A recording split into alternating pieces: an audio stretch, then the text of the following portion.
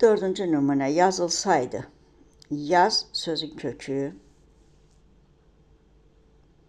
ıl leksik şəkilçi, sa qrammatik, d qrammatik.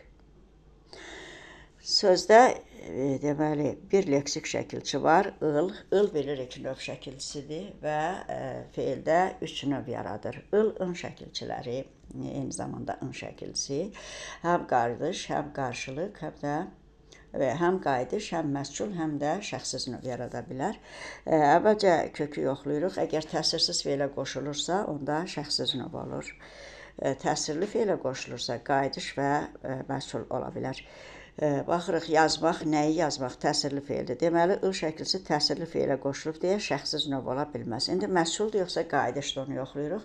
Sualı veririk, kim tərəfindən yazıldı, kim tərəfindən yazılsa. Özü yoxsa başqası. Aydındır ki, özü yazıla bilməz. Deməli, başqası tərəfindən yazılacaqsa, bu artıq olacaq məscul növ. Deməli, feil məscul növdədir.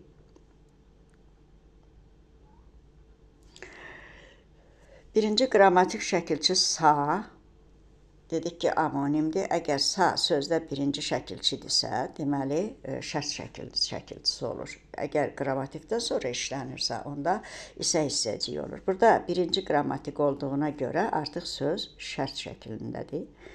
Şərt şəkilçisi kimi çıxış burada sa.